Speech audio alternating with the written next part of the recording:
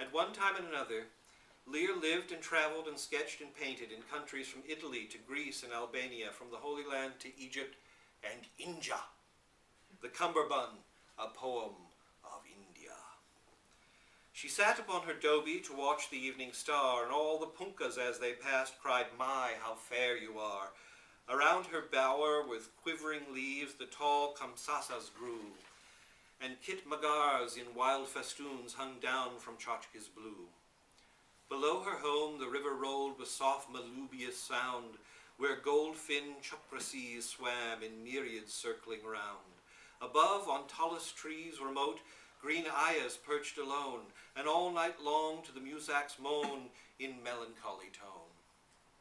And where the purple nullahs threw their branches far and wide, and silvery gory wallas flew in silence side by side, the little beastie's twittering cry rose on the fragrant air, and oft the angry jampan howled deep in his hateful lair.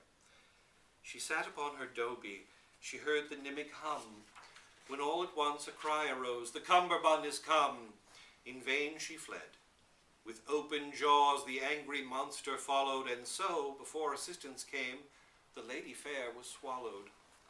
They sought in vain for even a bone respectfully to bury. They said hers was a dreadful fate, and Echo answered, "Very."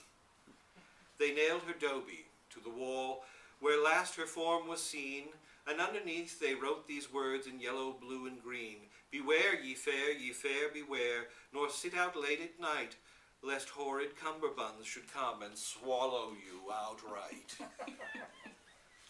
And wherever he was, wherever he went, he always wrote letters. Here are a couple of excerpts from 2 letters dated January 1865 to his friends. "Dear Miss Duncan, I got home very safely last night, and partly this was owing to the care taken of me by 2 remarkably large and amiable frogs, whose arms I took and who saw me down the lane. Nothing could exceed the genteel and intelligent expression of their countenances, except the urbanity of their deportment, and the melancholy and oblivious sweetness of their voices. They informed me that they were parents of 9 and 40 tadpoles, of various ages and talents, some of whom were expected shortly to emigrate to Malvern and Mesopotamia." And next day, in a letter to the young lady's mother, "My dear Lady Duncan, you and Miss Duncan will be much pleased to hear what occurred just after you left yesterday, and I am very sorry you had not happened to stay longer.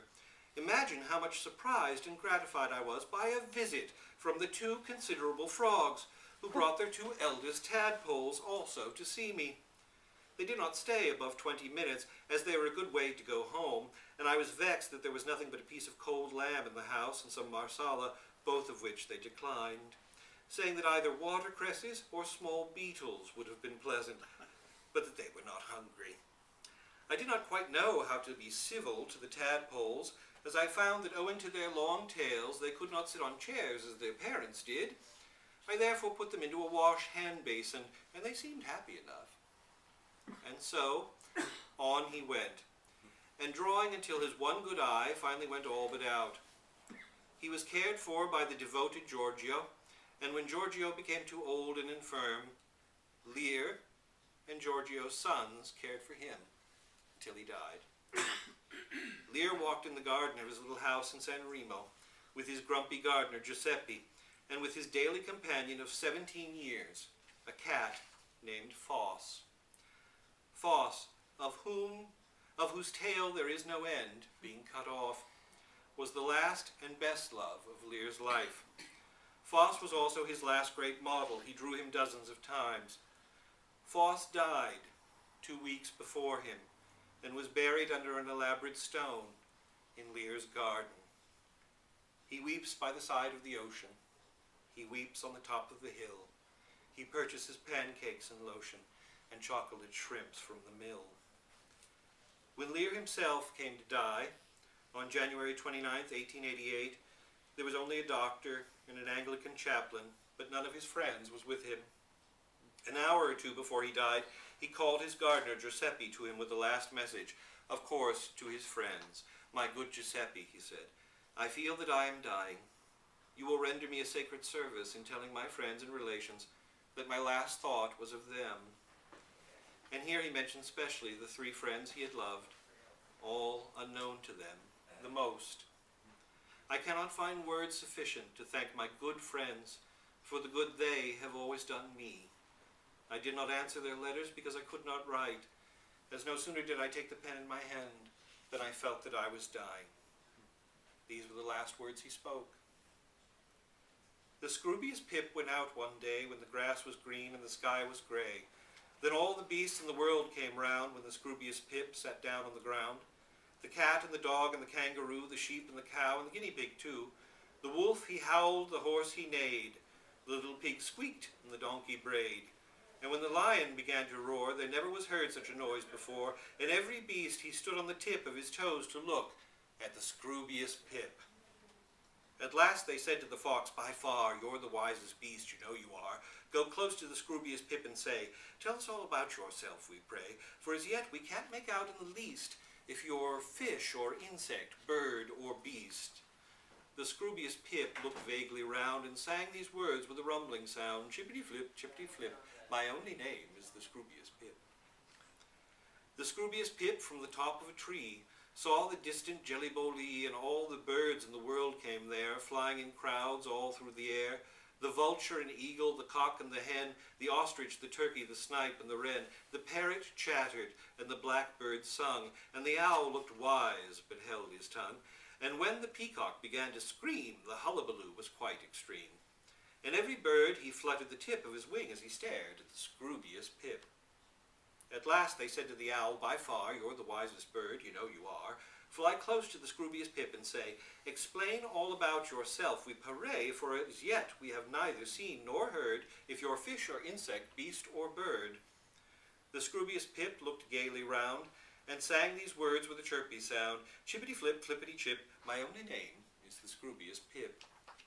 The Scroobius Pip went into the sea by the beautiful shore of the Jelly-Bo-Lee, and all the fish and all the world swam round with a splashing, squashing, spluttering sound. The sprat, the herring, the turbot too, the shark, the sole, and the mackerel blew. The flounder spluttered, the porpoise puffed, the tarpon tacked, and the sailfish luffed, and when the whale began to spout, they all gave a blubby, glubby shout, and every fish he shook the tip of his tail as he gazed at the Scroobius Pip. At last they said to the whale, "By far, you're the biggest fish, you know you are. Swim close to the Scroobius Pip and say, 'Tell us all about yourself, we pray, for to know you yourself is our only wish. Are you beast or insect, bird or fish?'" The Scroobius Pip looked softly round and sung these words with a liquid sound, "Cliffity-flip, flippity-clip, my only name is the Scroobius Pip." The Scroobius Pip sat under a tree by the silent shores of the Jelly-Bo-Lee.